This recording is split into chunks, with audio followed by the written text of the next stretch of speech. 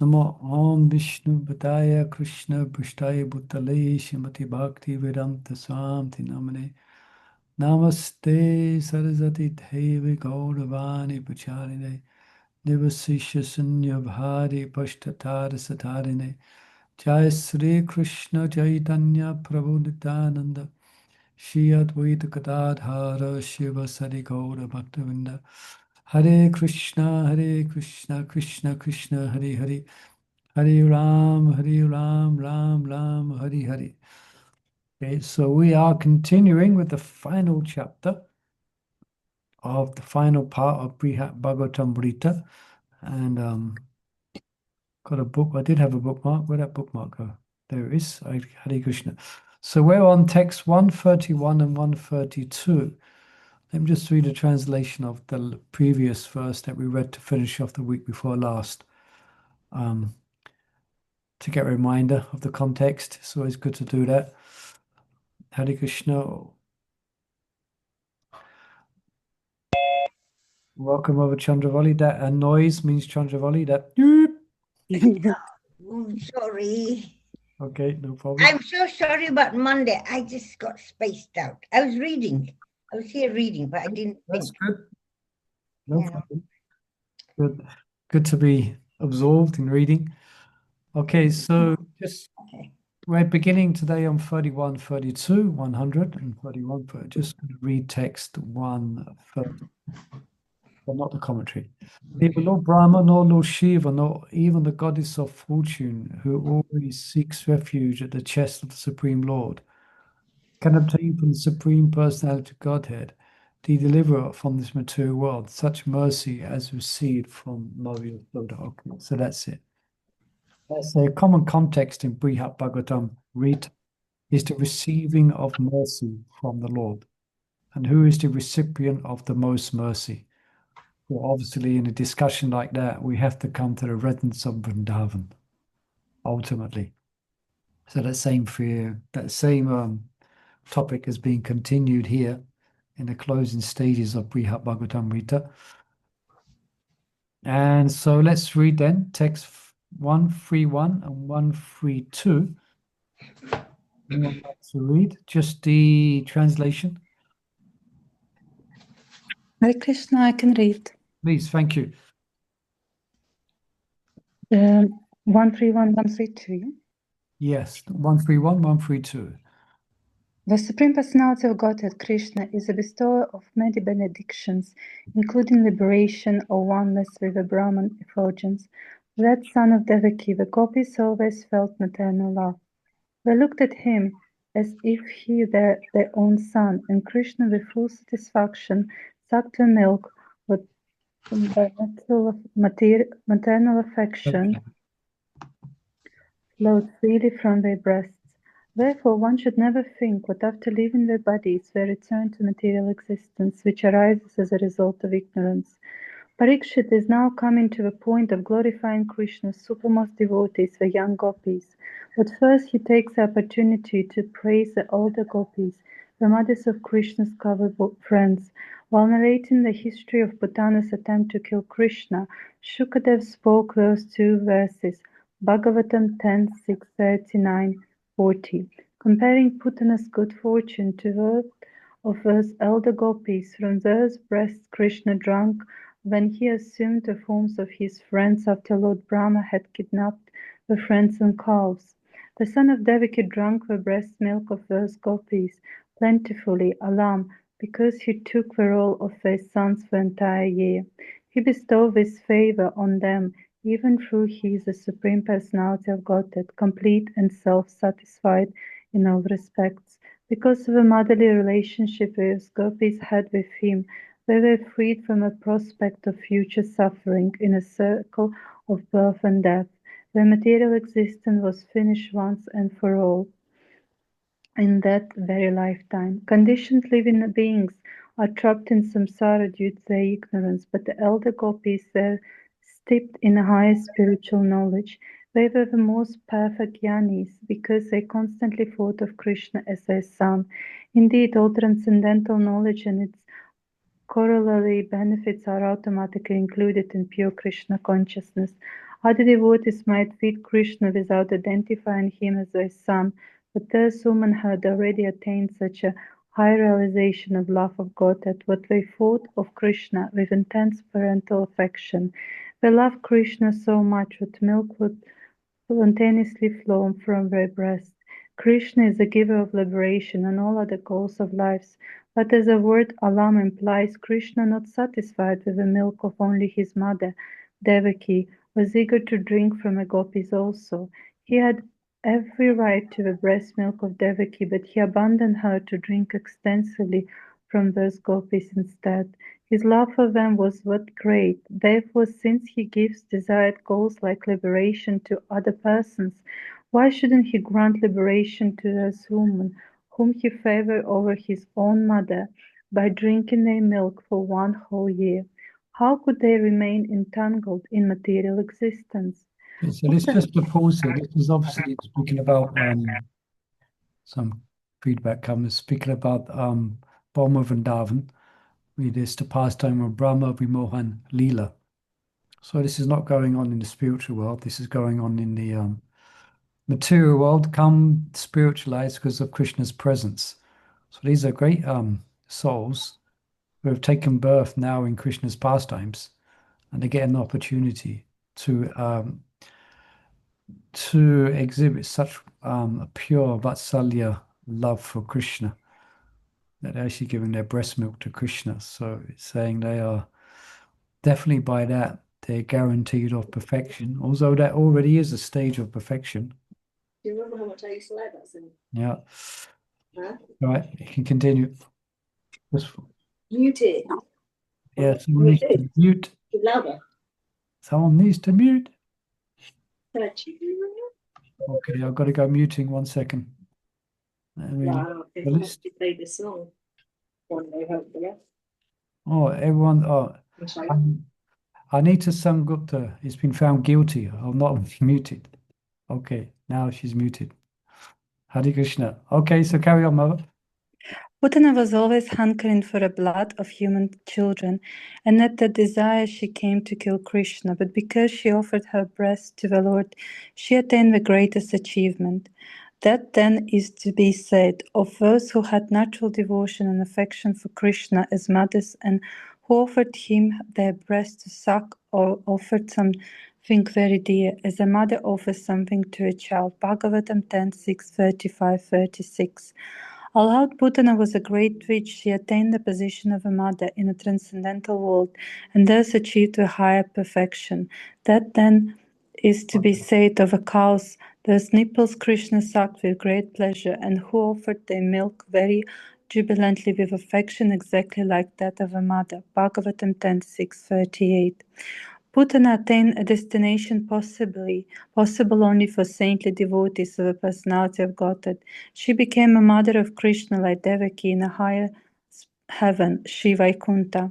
Svarga, or heaven, is commonly conceived as a world of unlimited happiness, but the true happiness and freedom from birth and death is found only in the kingdom of God. There Putana achieved liberation and was established in Vatsalya Rasa.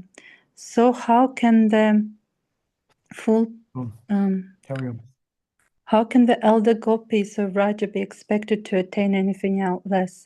The word samsara may be taken to refer to liberation as a complete essence, or the four goals of life, and this liberation may be understood to the jnana sambhavaha, indicated what is achieved by the disciple of philosophical knowledge.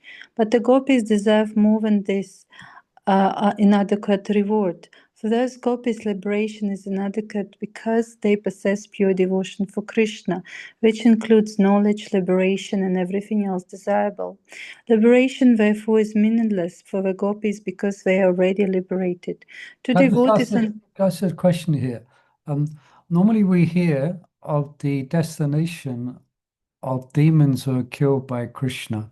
Does anyone know the destination generally of demons killed by Krishna? Brahmajyoti. Yeah, they obtain the liberation. Generally, it's described they attain the Paramajyoti.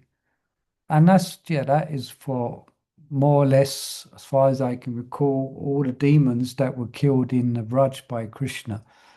When it said they attain liberation, then they don't attain liberation into Goloka Vrindavan. But Putana did. And say, well, why is it that Putana got such an extraordinary, she got an extraordinary benediction? And her crime was quite heinous, actually. She had desire from previous birth, and also she served Krishna by giving him milk as a mother. Yeah, can you just, what was it from the previous birth? She was a sister of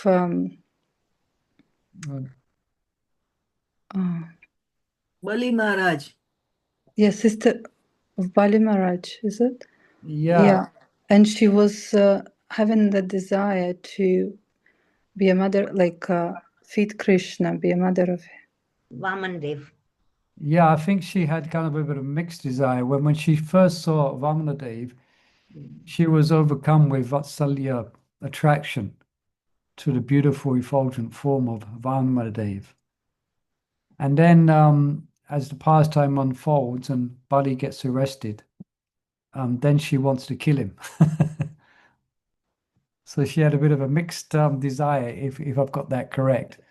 So that meant, she acted in the role of Vatsalya, offering her breast milk to Krishna, but then she was killed by him. So yeah, that's great. Anybody else? So also this verse is a verse that glorifies Putana. Aho bakayam stana kala kutam tikamse api yat vis lebi gatim tattva violam kamdayalam saranam bhajema. Few words missing in that verse. But this is a verse that do you know that pastime where Mukunda goes to see that great devotee in Chaitanya Leela, and he takes Gadadhar. Yeah. What's The it? one that Gadadhar takes initiation from him. Yeah, name that devotee in three. One, Pundarika. Pundarik Vijayanidhi. Yeah, so as we know, Gadadhar had doubts about Pundarik Vijayanidhi because that was their practice. Whenever they would hear a Vaishnava would come to town, their practice was to go and hear from every Vaishnava. So they went, and as we know, I think Mukunda was glorifying him. But then Mukunda sang this verse, Aho bakayam stana kula kutam, that verse that's glorifying. How can I take shelter? How can I take shelter of Putana, who gave the position of mother, even though she disguised herself, even though she tried to kill him? And also that this verse was also used by Vyasadeva when Sukadev left home immediately after appearing from the womb. Then he left home and he was enticed back by the recitation of the verse glorifying Putana. And there was another verse as well, but this was one verse. Yeah. Just like when, that's what Vyasadeva did. Just like deer can be enticed with the sound of the flute. So Vyasadeva had his disciples recite these beautiful verses. Anyway, so, but another reason given, I mean, yeah, well, correct, these two are correct, but another reason given that I read recently is just because she dressed like a Rajbasi. And the Rajbasis are so dear to Krishna that just the fact that she dressed like them, then he gave her that position. That is quite extraordinary.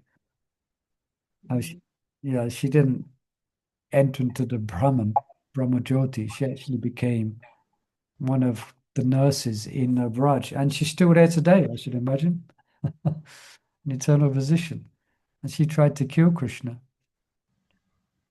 So how can we understand Krishna? He's so merciful. All right. Anything else on Putana? So that's why there's a backstory, isn't there? There's always a backstory. So that's the backstory that we heard, but also because she dressed like a Rajbashi and that touched Krishna's heart. Okay, so you can continue. Let me just check the size of this purple. Wow. It's quite a few pages. It's good. Yeah. Anybody else would like to pick up reading? Perhaps we'll share it out a bit. I can do some. Yeah, we're here. I think we're here. Yeah. The devotee Yeah. condition. Okay. Yeah.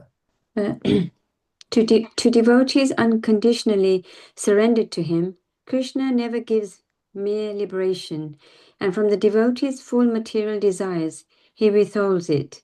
Thus, Sukadev Goswami calls Krishna Kavya Adhikadaha, he who destroys deity.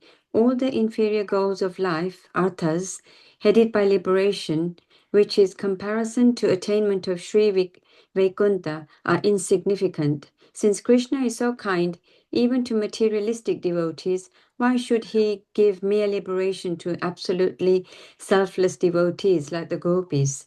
The great achievement, even for the residents of Vaikuntha, is the attainment of Golok. In the sixth canto of Srimad Bhagavatam, the demon Vritha says, I'm going to skip that.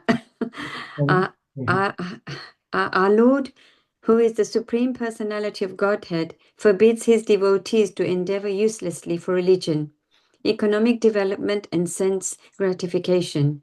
O Indra, one can thus infer how kind the Lord is.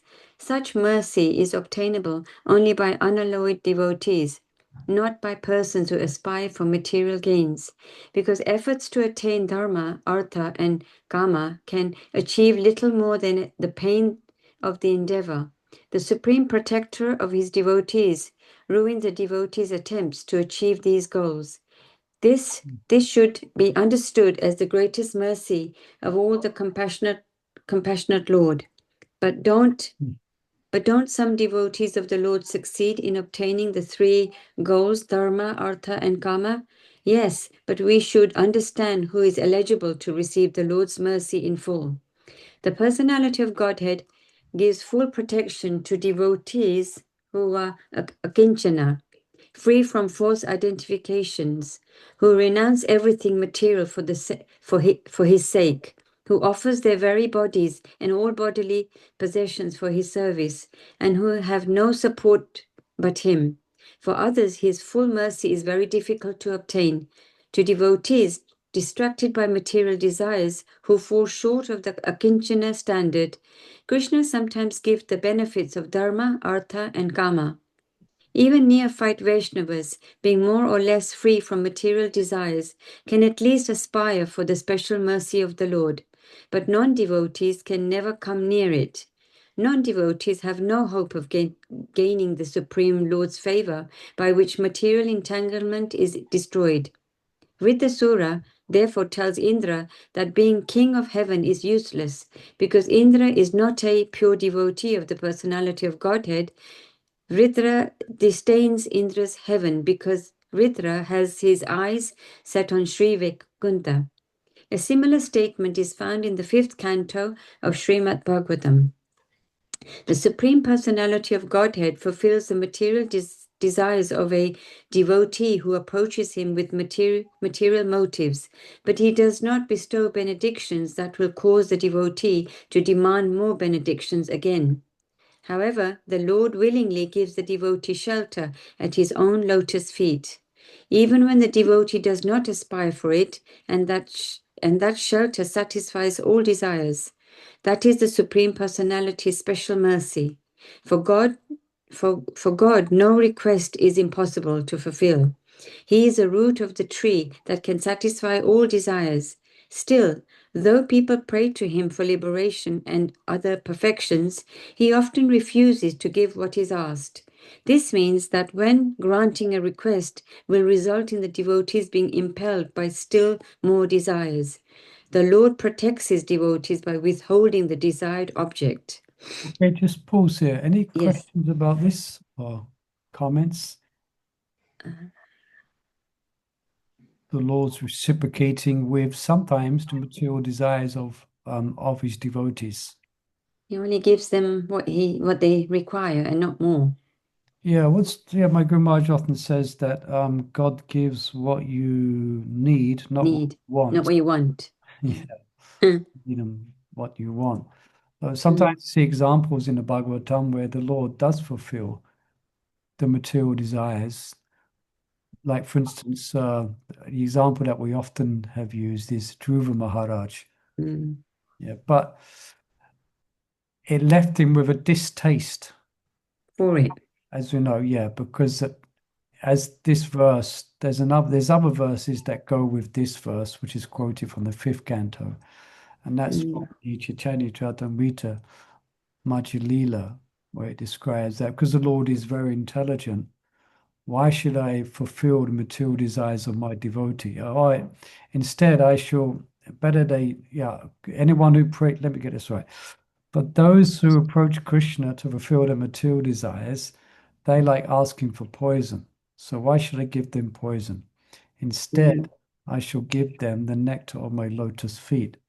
So within the fulfilling of a devotee's, a devotee's material desires, if they're there, there's going to be there's going to be lessons to be learned. There's going to be some, like with Dhruva Maharaj, then he felt ashamed in comparison to what he received by the darshan of Krishna. Then he did feel ashamed. So, yes, the Lord sometimes fulfills the material desires of his devotee, but in such a way, as we concluded at the end here, this means that when granting a request will result in the devotees being impelled by still more desires, the Lord protects his devotee by withholding the desired object. Yeah. So if we're desiring something and it's not coming our way, there might be a reason for it. Will be a reason for it. Because it may not be good for you in the long run. May not be good. Yeah, because when we get distracted from Krishna, when we get distracted from the path of pure devotion. I know one time, do you know Jayadev Prabhu? Of course, we all know Jayadev. He used to do more. He sometimes does them now, but one of his bridge preaching is to do past life regressions, because a lot of people are fascinated. What was I in past life? Wow. So they became quite enamored by it. And sometimes devotees as well. Jayadev would he did some past life regression for devotees if there's something particular they're trying to deal with and it's very difficult. So their past life might be an opportunity or indication for them to let go of particular subtle things. So anyway, one devotee, he was in the heavenly planets in his last life in a fantastic material situation in the higher planetary systems. And in this life, he never had any money. But in the interim, he became a devotee. And he was a bit disappointed. Didn't have so much faith. He was a bit disappointed in his lot now in comparison to his previous life. So, so here we can see that actually Krishna was withholding perhaps what he might have otherwise by his previous life being in a very kind of affluent material situation, but he wasn't. So what happened is that he, 4 types of reasons why one approaches Krishna. So he was very quite in his destitute position, he actually took up Krishna consciousness. So Krishna is very kind, actually. Krishna is very kind. And it mentions here, Akinchana Gochara. That means one is materially existed. So that verse, this word Akinchana comes from another verse, which describes that one can easily cry out for Krishna, and obtain Krishna, but only if they're free from desires for wealth, strength, birth in a high family, janma aishashada devi edamada madapumam navatatvatam dvai tvamukinchana gocharaha. But one who is attached to this dharma, artha, and karma, then they cannot call out Krishna's name with very sincere feeling. So a devotee who has nothing, who is free from attachment, he's a kinchana, he's materially exhausted, he has nothing which to aspire for, then he can more sincerely cry out to Krishna. That's mentioned here as well. Yeah. Anything else on that? Well, yeah, let's trust Krishna that whatever we have now, that's what we should have. Whatever we have is what we should have. And let's not, get caught up in a mode of passion. Let's try to start to desire things which are beyond our lot, so to speak. And, otherwise life gets very complicated and full of anxiety. Any additions on that or I comments? think people do come to Krishna consciousness with desires, like you say, the four things that they come for wealth or, maybe illness. But I suppose when they come into Krishna consciousness, they get so satisfied with Krishna's love and, their attachment to Krishna that they actually forget why they came originally for. Yeah, that's what should happen. That means they're following Krishna consciousness nicely. Yeah, so generally that will be the result. Now, it doesn't mean that Krishna leaves these devotees like paupers. No? It doesn't mean that. Sometimes that's misunderstood, like Krishna takes away everything. Sometimes he will do that literally, but that's only to serve a specific purpose and for specific devotees, just like Prabhupada. Krishna took away everything, every single thing was taken away from Prabhupada. Yeah. It's like when I came into Krishna consciousness in the early, I got robbed. Really? Oh. I got robbed at home. So I was actually thinking, oh, this has never happened before. And now that I've come to Krishna consciousness, I had a burglary. Very disruptive. And a lot was taken. So, Yeah. but the thing is, afterwards, you kind of like, I didn't really have any attachment for any of the stuff. All right. So reflect back on it now. You think, actually, I didn't lose much. There was nothing much that was taken. Yeah, it was all just material things. Yeah. The best thing that we can possess is this. Yeah. Is the most valuable thing that we have. Yeah. Yeah, so you see different devotees will experience different types of life, different things will happen. But generally it's Krishna's, the master of all mystics. He's arranging things in such a way that we can become more dependent upon him. Mm-hmm.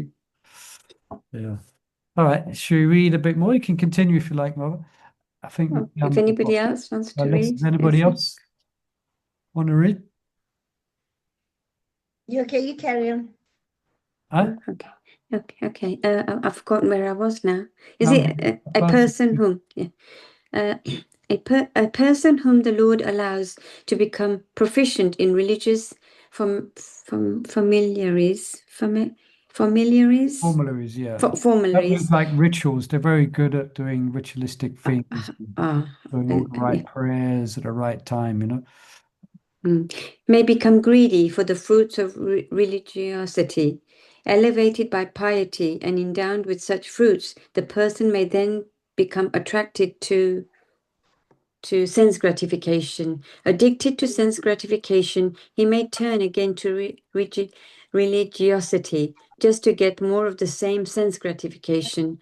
Only rarely does anyone take proper advantage of the cycle of Purusharthas or goals in human life by experiencing dharma, artha, and kama, evaluating the real realistically and then redirecting his aim to moksha, then if such a rare person is truly fortunate after achieving liberation, he may come into contact with a pure devotee of the Supreme Lord, learn the insignificance of liberation, and strive for bhakti. As stated in Sri Padma Puran, Mukta Paratai Hare Bhakti, Lord Hari's devotional service is prayed for by those who are liberated. But even in the most unlikely set of fortunate circumstances, the candidate for spiritual advancement has to go through so much trouble to aspire for various goals, one after another, and achieve them. Therefore, the personality of Godhead prefers to cut short the involvement of his devotees in dharma, artha, kama, and moksha. But when the Supreme Lord refuses to give his devotees what they beg, doesn't that spoil his reputation as the wish-fulfilling cow who can satisfy countless desires? The demigod speaking the above verse from 5th canto answered this doubt by referring to the Lord as Artha, the giver of what is the real value. In other words, the Lord never gives his devotees what is anartha, or not good for them. As such a good father refuses a son's demand for some unwholesome food or drink, the Supreme Lord refuses to give his devotees anything that will cause the well-wisher of his servants refuses devotees anything that will cause them harm. This behavior only enhances the Lord's reputation as a well-wisher of his servants. Yeah, this might also be, it's not just things or stuff or opulence, etc. It may mean positions. It may mean a certain level of respect. It could mean these other things as well, where the Lord doesn't see it good for a devotee to be in a position where he's going to get respect. You understand? It might be a position. It might be someone wants a specific position in, or even in our Krishna conscious society, but it may not be good for them. So therefore, it doesn't come. Yeah. Also there as well. Can continue. Yes. What higher artha, then, does the Lord prefer to give? And how will this artha satisfy the Lord's devotee in the face of unfulfilled personal desires? The demigod answered that the personality of Godhead gives away his own lotus feet, or, in other words, pure devotion to his feet. He gives this even to those who don't want it, or who harbor desires for other things, such as liberation, and therefore don't consider pure devotion their exclusive goal. By the gift of devotion to his lotus feet, the Lord obliterates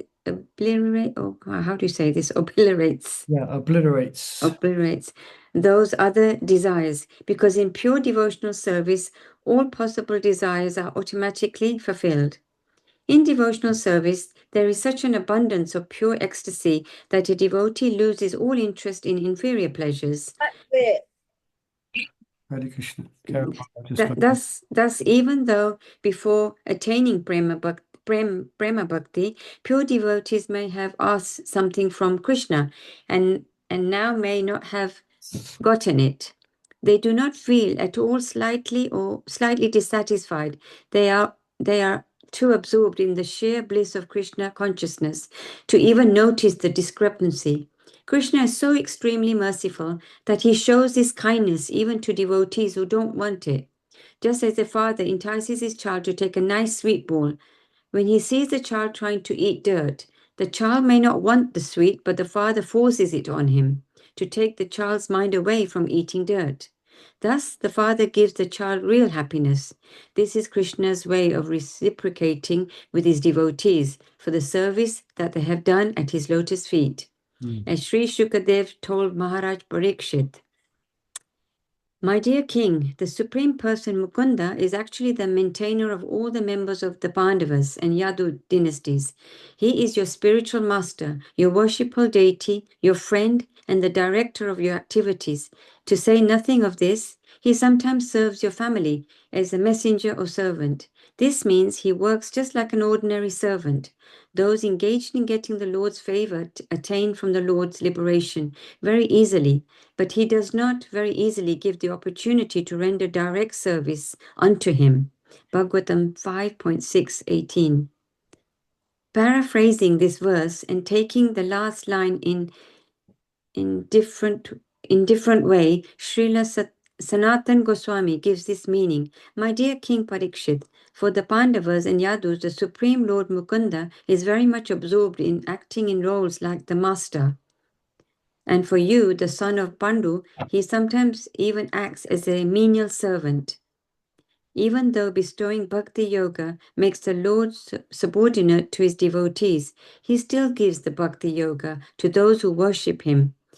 In the context of this reading, bhakti yoga means not only to perfect love of God, but also devotional service in practice, which enables one to achieve that love mainly through association with pure devotees, as Krishna explained to Sri Uddhava in the 11th canto. The Supreme Lord never gives liberation to his surrendered devotees, because liberation is achievable by the seekers of impersonal knowledge. He thinks that to give liberation to his pure devotees would devalue their devotional service.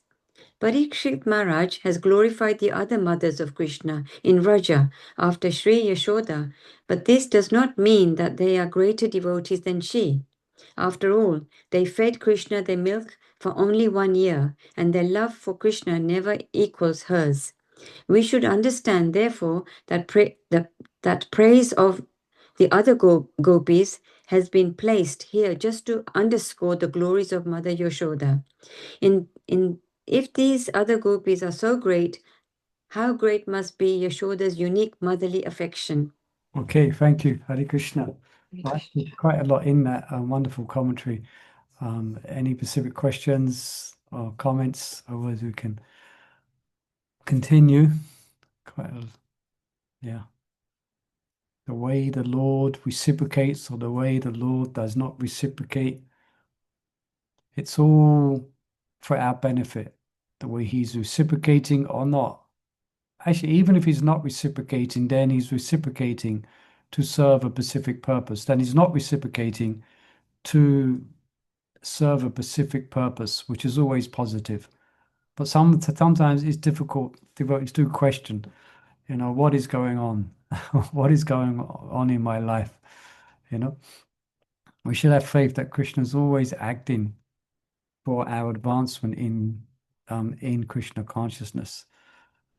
But okay. So I can have a read of this one, text 133. I'll have a read of the verse. It's quite simple, this one. I was just thinking something. Yeah. When you first come or when you're there for a little early bits, you have desires, or different desires. And then, Krishna fulfills your desires from previous birth. You've had desires as well, But then when you progress, you realize a lot more in Krishna conscious. Then you just want to make sure, Krishna, please do not fulfill our old desires or whatever, Yeah, I understand. If what you're saying, just by, sometimes due to our conditioned nature and still being in the material world, sometimes we may be haunted by previous desires may come. Yeah. Yeah, and that's when we should pray. Yeah, Nadanam Najanam na Sundarim Kavatam Balagarishakamaya. So we always, although it's really good you're bringing this out, because we understand Krishna's benevolence in protecting his devotees, but we also have to play an active role in uprooting and being careful that we're not getting sidetracked by material desires. So we also have to play an active role. And so you bring out a good point. So we should be wanting we should be insulating ourselves and doing our best to keep on the path of pure devotion, because there will be tests. Krishna will test in the form of memories of previous interaction with the material energy and the pleasure that came from it. So there Yeah. will be tests that will come. And those tests will generally be subtle, they will come up within the mind. So it's up to us at that point to turn away from them and to take shelter of Krishna. So that's a test from Krishna. He wants to see how much we are really detached from the material world. So sometimes, sometimes chanting brings up quite something. Prabhupada said, I said this before, Yes. that chanting reveals everything, even the nature of our conditioning. Like I can give yeah, we have programs like say this volunteers, or you have go to here devotees go to big programs. They've had met this one, that one, whatever. Oh yeah. But before you'd have these desires. Oh, I wish I could go to these things. Then you come to a point when you are just quite happy doing your own Krishna conscious with your own thoughts and. Yeah, that's going to be according to your age and according to your situation, varnashram. If you're retired, then that's generally going to be the path, One is because it's too much energy to actually get to these programs when you're in your 70s and things like that. Not And you programs, but also you go to programs, okay? There's going to be kirtan, a little bit katha, and then prasad, and everybody having natta here, there, everywhere. You come to a point when you think, okay, it's that kind of stages, but you want I mean, different devotees, for yourself, that's, for many devotees, you want to be like more reading, chanting, hearing, yeah. much deeper than just doing this what you did a few years ago. Yeah, You know? so you're seeing a change. Yeah, I understand. You're seeing a change of what you desire. Desires. So you don't want More- Krishna to More fulfill the bhajan, more rounds. So especially if we have a taste for these things. And I just reflecting as well that when I joined when I was young. I joined when I was 24. So I came from a kind of action-packed in a negative way, as a teenager, engaged in all these type of things, and I won't go into detail. But then, so I joined when I was 24, so I still had a lot of passion in me for adventure, etc. For in living out on the limb. It was all still there within me. And then I went on traveling Sankirtan, and it was such a thrilling, euphoric adventure that I felt completely satisfied. All my material desires for adventure, because we was like living in the back of a van, and every day we was in a different town, and we had so many adventures. We just traveled all around England, and it was such a fulfilling, it was so fulfilling. It completely satisfied all my passionate desires as a young man. I was completely, so just reflecting on that, as Krishna, it was so exciting. It was so, and that's Krishna's mercy, So a bit of a sidetrack, but yeah. All right.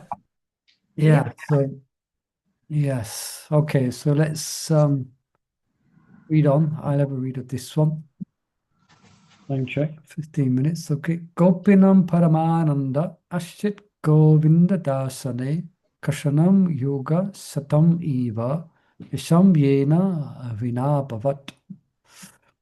The young gopis took the greatest pleasure in seeing Govinda come home, since for them, even a moment without his association seemed like 100 ages. So I guess we're getting to the pinnacle. Now we're speaking about the gopis. Commentary.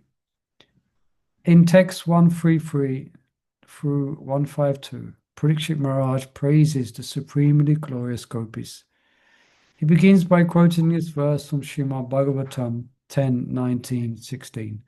In which Sri Badnarayani describes that Sukadeva Goswami describes the gopis' ecstasy at seeing Krishna return home in the evening. after saving his friends from a fire in the Munja forest. Just to catch a glimpse of Govinda would raise all the gopis to the highest limit of ecstasy. Who can describe them, what they felt later when they enjoyed talks and various sports with him? If for even the shortest time they couldn't see Krishna, to them that small portion of the day would seem like 100 yugas, in their own words. So someone's been graffitiing the screen, but we can still read it.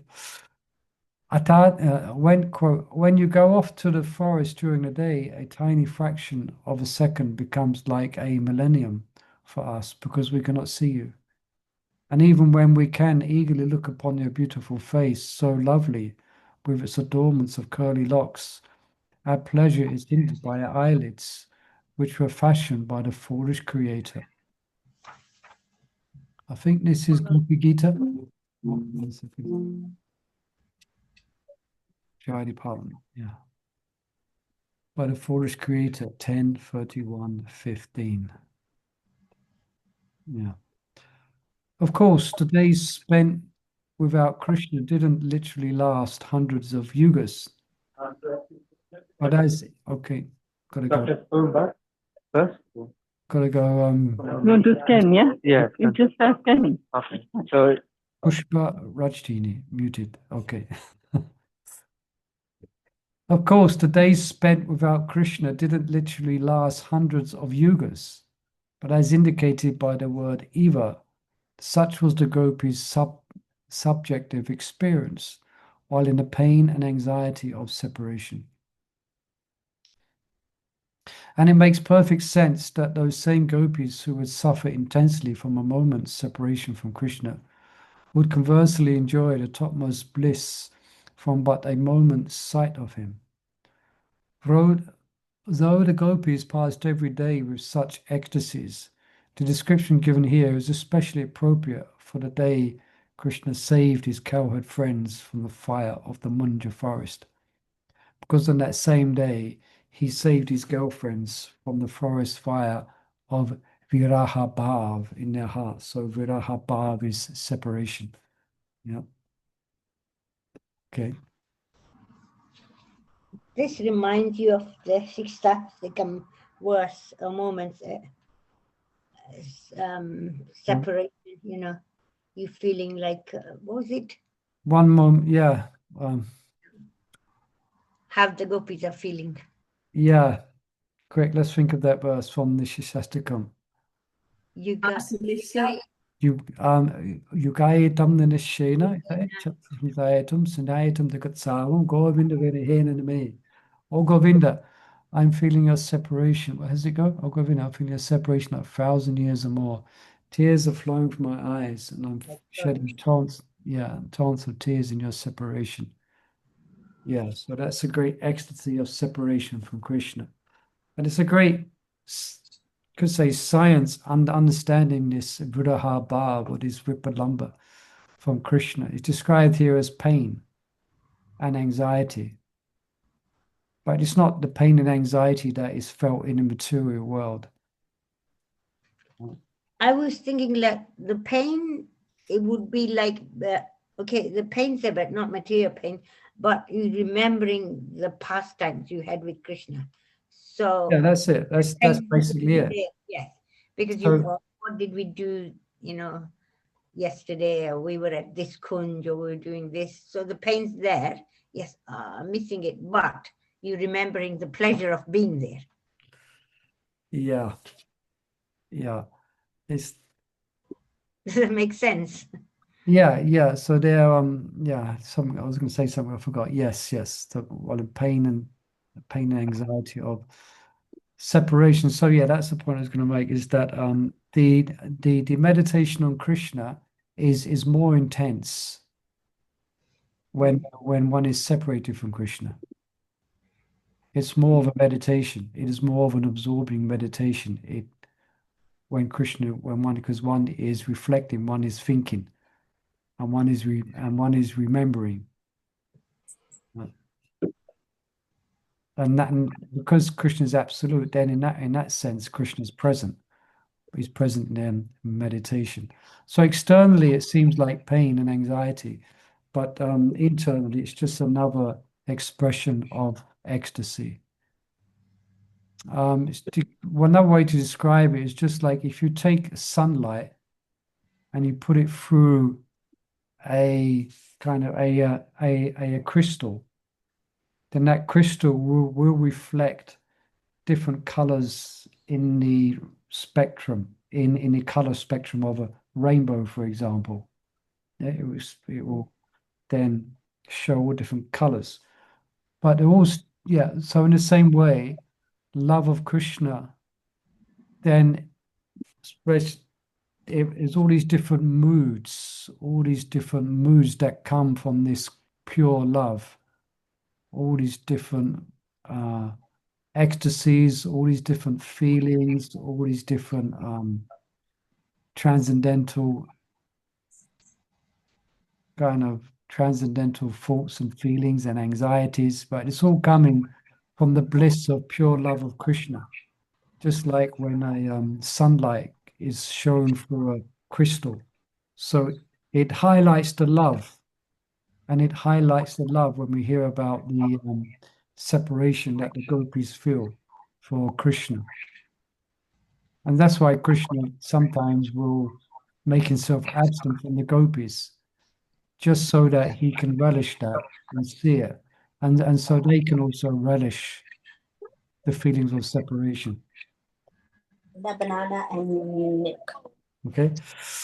The banana and milk. And banana milk. Yes. Yeah.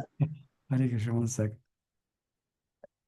Yeah, I'm just studying about this at the moment in my Guru Maharaj's book, Separation, and he describes it like that.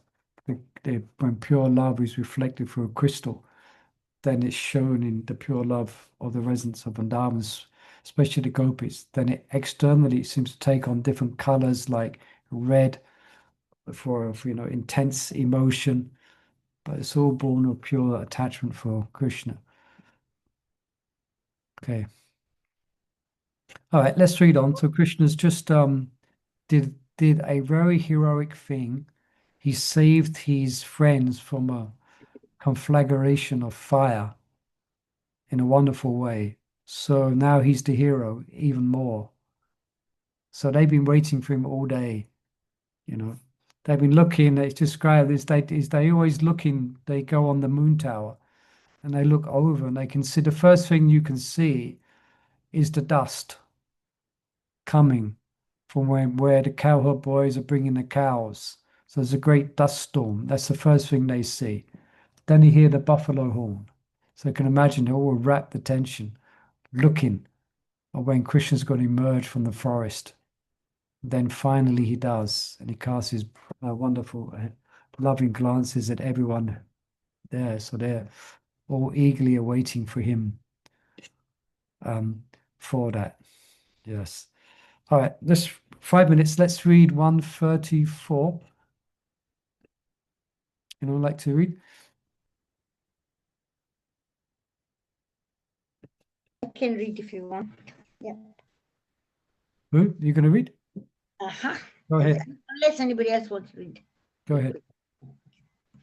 Their minds absorbed in thoughts of him, they conversed but acted out of his pastime and felt themselves filled with his presence.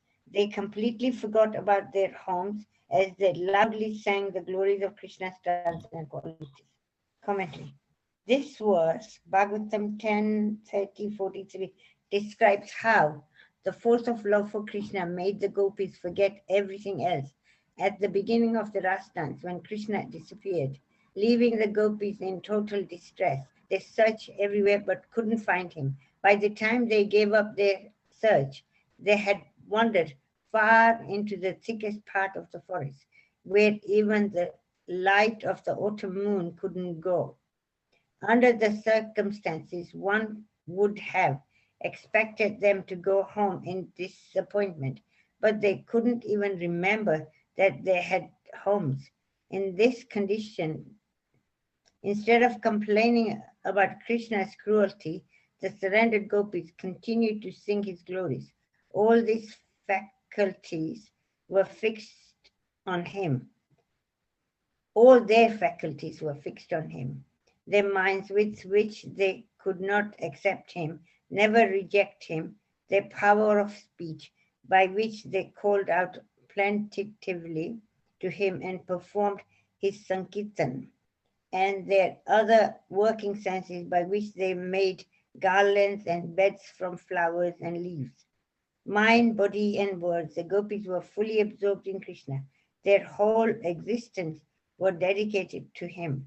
Even at home, the gopis were so focused on Krishna in thoughts, words, and that they went about their household duties oblivious of what was going on around them. Now that they were outside, why should they give any thought to their homes? Abandoned by Krishna in the forest in the midst of the night, they simply went on chanting his glories. Another meaning of the words tan manakas,